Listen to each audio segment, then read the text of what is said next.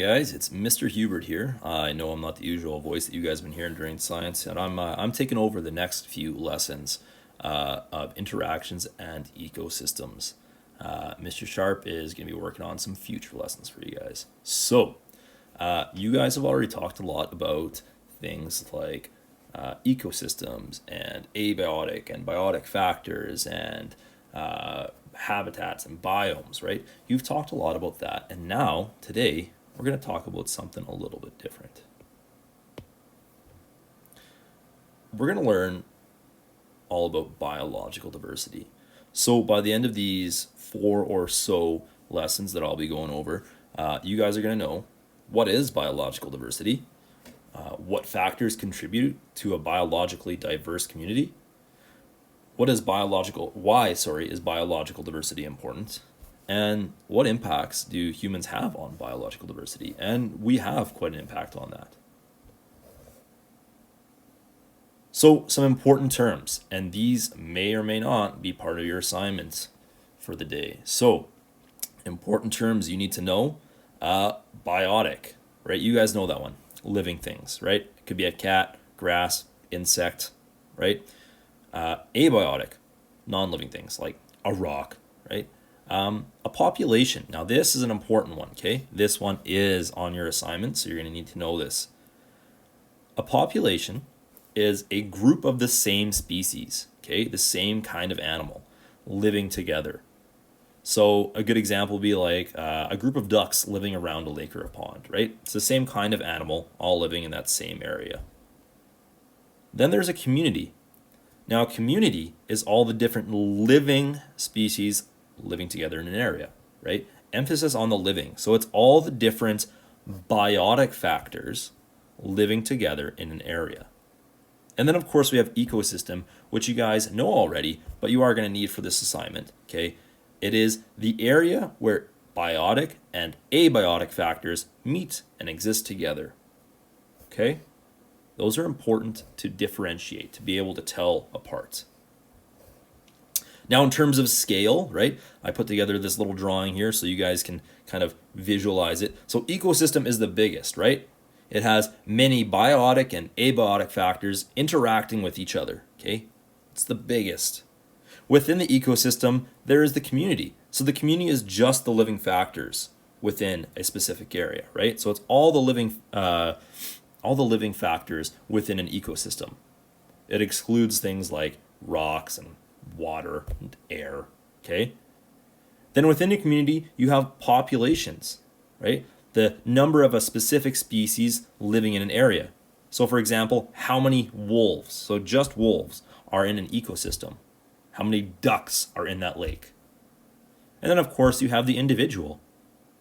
That it could be a single duck, a single wolf, a single biotic factor. Now, biological diversity. We get to the real question. It sounds like a really complicated idea, but in reality, it's pretty simple. Biological diversity is simply having as many different types of biotic or living factors as possible within a given ecosystem and the world. So as having as many living things as possible and different kinds of living things. The areas of the world which have the greatest biological diversity tend to be tropical. Now, why do you think that might be?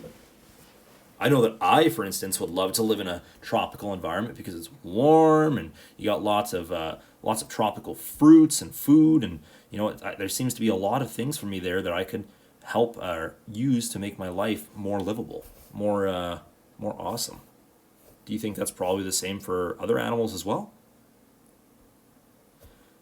Finally, today we're going to briefly go over 3 components of biological diversity. Okay, so there are 3 main factors that contribute to biological diversity. Now that is ecosystem diversity, community diversity, and genetic diversity. So ecosystem diversity, it's important to have a whole bunch of different kinds of ecosystems around the world. Community diversity, of course, an ecosystem would be its strongest if you have, different kinds of communities within that ecosystem, where if one fails, well, we still have a whole bunch of other little communities going around. And then genetic diversity. Genetic diversity is super interesting, and it has to do with the differences between members of a certain species. So if you think of like people, well, we have different eye colors, or we have different hair colors and different heights, and some people are allergic to certain things and certain people aren't, right? And it's because of this genetic diversity that we are able as a species, that is as a group, to survive. So all three of these things contribute to biodiversity. Now, I'm going to quickly go over your assignment. So, you guys are going to use this video and the attached slides in your Google Classroom to complete and answer the questions on the Google Doc.